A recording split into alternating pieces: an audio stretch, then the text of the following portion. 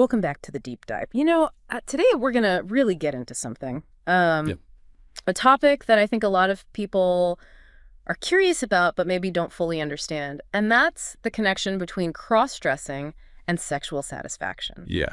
We're going to be using an excerpt from Gender Benson's work, Yep. The Connection Between Cross-Dressing and Sexual Satisfaction, exploring motivations and meanings. It's really fascinating work. Yeah. I think it's an area that is often misunderstood. Yeah. And I think we kind of tend to jump to conclusions about it. So our goal today is to really kind of break down those assumptions and explore the diverse motivations and meanings behind this. Yeah. And hopefully by doing that, we can all kind of cultivate a more, inclusive and accepting perspective. Absolutely.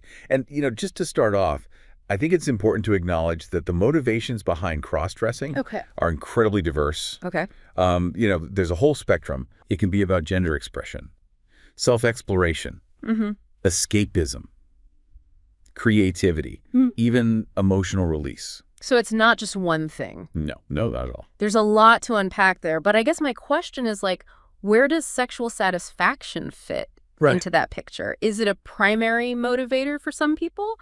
Or is it just one piece of a much larger puzzle? That's a great question. Gender Benson's research really highlights that for many individuals, cross-dressing does have an erotic or sexually satisfying element.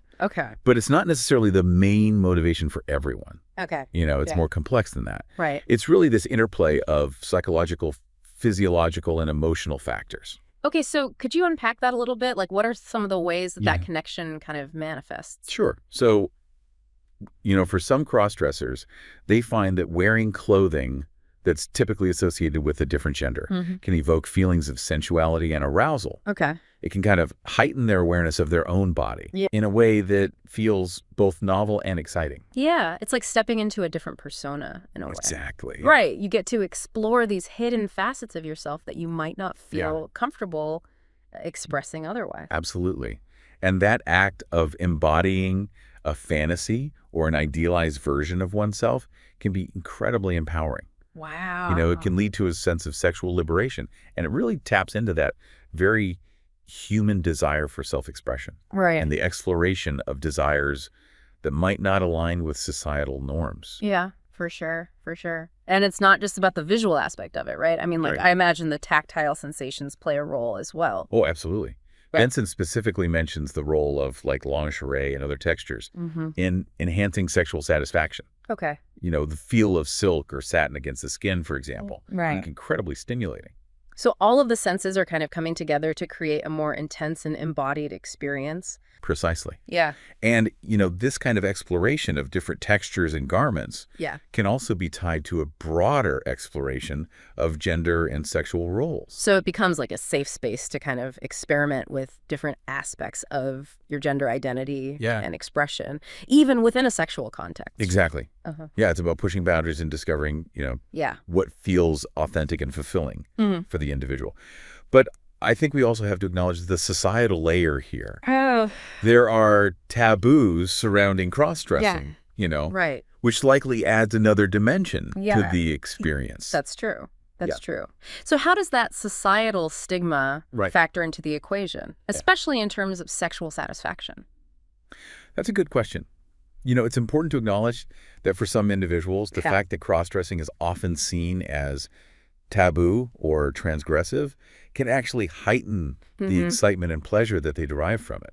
Okay. It's kind of like the psychology of transgression plays a role here. Yeah. The thrill of engaging in something outside of societal norms can be quite powerful. It's that whole forbidden fruit kind of thing. But wouldn't that also introduce a level of complexity? Yeah. Maybe even internal conflict? Definitely. We've talked about the physical and the societal elements, but the psychological side is also crucial to consider. Right. There's a lot going on emotionally when it comes to navigating these experiences. Yeah. This is where it gets even more interesting. Ooh, I love it when we get into the deeper layers. Yeah. So what are some of the psychological factors at play here? Well, one of the most prominent factors is this sense of euphoria and empowerment. Okay. That can arise from aligning your outward appearance with your internal desires. Okay. That feeling of being authentically yourself. Yeah. Of expressing a part of you that might have been hidden or suppressed. Right. That can be incredibly powerful, and it can have a profound impact on sexual experiences. It's like that saying, dress for the job you want, not the job you have. But in this case, it's dress for the person you truly are. Exactly. It's a really powerful act of self-acceptance. Yeah, and it's not just about self-expression, but also self-acceptance. Right. Cross-dressing can be a way to embrace and celebrate all facets of your identity. Yeah. And that can lead to increased confidence. Okay. And, in turn, a more fulfilling sex life. So it's kind of like a positive feedback loop. Right. The more you accept yourself, the more confident you become, and that confidence kind of feeds back into those sexual experiences. Yeah, yeah. But let's not forget the role of stress relief and emotional release. That's a good point. We all need healthy outlets to cope with stress. Absolutely. And for some, cross-dressing might provide that, right? And when you're feeling less stressed and more emotionally balanced, it can positively impact your overall well-being, including your sexual well-being. It all comes back to feeling good in your own skin, which is so important. Absolutely. But I imagine societal stigma can make that incredibly difficult. You're right. Yeah. While cross-dressing can be incredibly liberating and fulfilling, it's crucial to acknowledge the challenges that individuals might face due to societal stigma and internalized shame. And I'm guessing that's something that Gender Benson explores in their work as well. They do. Yeah. Benson emphasizes the importance of compassion and understanding. Okay. It's vital to remember that everyone's journey is unique. Okay. And judging or shaming someone for their choices only adds to the burden they might already be carrying.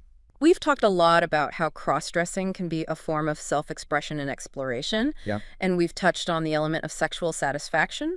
But I'm curious about how individuals navigate the challenges of shame and stigma when they're already kind of exploring something so personal and potentially vulnerable. That's a really crucial question. Yeah. And it's something that Gender Benson addresses head on in their work. Yeah. They acknowledge that societal stigma can create immense internal conflict for individuals who find joy and fulfillment in cross-dressing.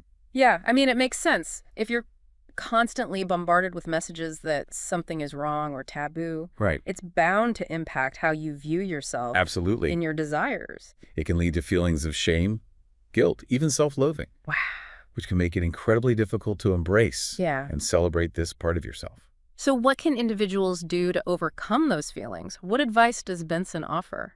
They stress the importance of finding safe and supportive spaces where you can be yourself without judgment. Okay. This could involve connecting with other cross-dressers, either online or in person, seeking guidance from a therapist who specializes in gender identity and sexuality, or even having open and honest conversations with trusted friends or family members. It sounds like building that network of support, that community where you can feel seen and understood is really key. Precisely. And remember, you're not alone. Right.